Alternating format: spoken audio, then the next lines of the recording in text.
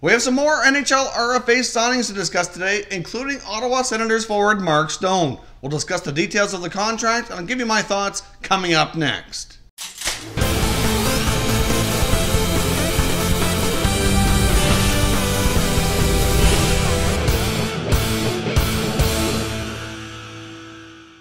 Hey everyone, and welcome back to another video here at Top Shelf Hockey. If you're new to the channel, thanks for stopping by. We review and discuss all 31 NHL teams, so if you're a huge hockey fan, consider subscribing and clicking the bell so you don't miss anything. So as I mentioned off the top here, we have some more NHL RFA signings to discuss, including Ottawa Senators forward Mark Stone, who is arguably the most interesting here of the bunch.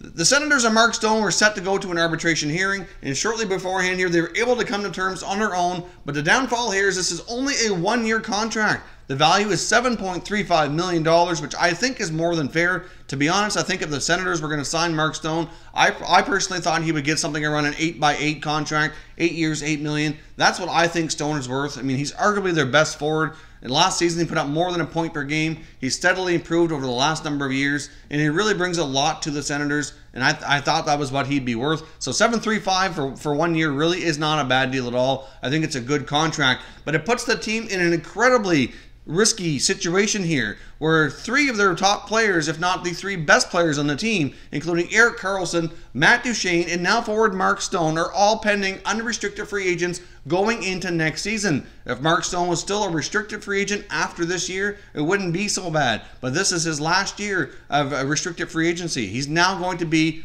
unrestricted next summer. So the team's going to be at risk of losing their top three players, which is just making this team go from bad to worse here. As we know, they had a terrible season last year. Obviously decided to keep their first round choice, selected Brady Tkachuk, which, you know, really at this point in time does not look like a bad move. But the fact is that they could potentially be, you know, the same, if not worse, next year, and are going to end up giving Colorado a really high pick in that Matt Duchene trade.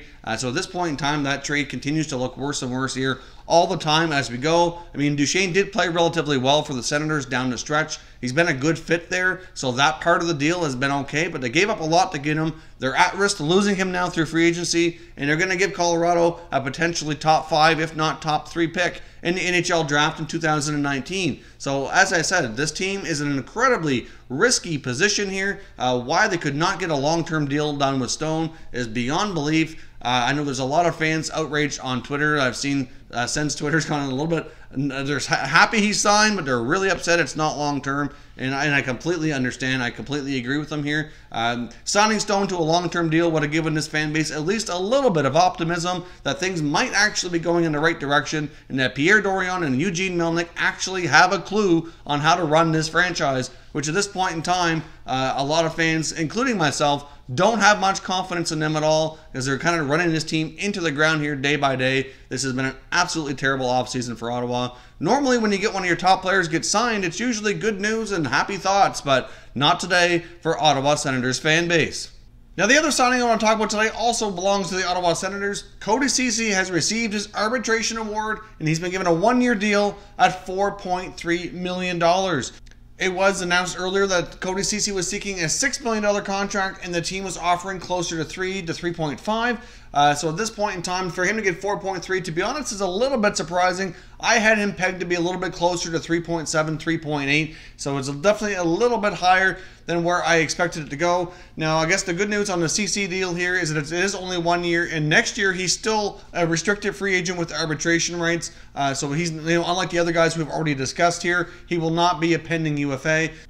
Cody Ceci's performance the last couple seasons has certainly been underwhelming, so I am surprised by this arbitration award that he's been given such a high amount here, $4.3 million. He does play a fairly big role for the team, and he does log lots of minutes, but that certainly doesn't make his performance worthy of this kind of money, in my opinion here. Now, I guess the good news is this is only a one-year deal, and he will still be a restricted free agent with arbitration rights going into next offseason. So we'll see what can happen here. Depending on his play this year, maybe they figure things out on a better deal moving forward here. But Cody Ceci and Mark Stone are the main two RFAs that have been signed for today. So I'd love to hear your thoughts down below in the comment section. What do you think of these signings? Obviously, there's lots going on in Ottawa. I wouldn't mind getting your thoughts on the state of that franchise as well. So leave me your thoughts down below, and we can discuss further in the comment section. If you're new to the channel here, I hope you consider subscribing. We cover all 31 NHL teams, and there is plenty of content here for all hockey fans to enjoy. So if you're new, hit that subscribe button. If you like this video, hit the like button as well. I'd appreciate it if you did. As always, thank you very much for watching, everybody. We'll catch you next time.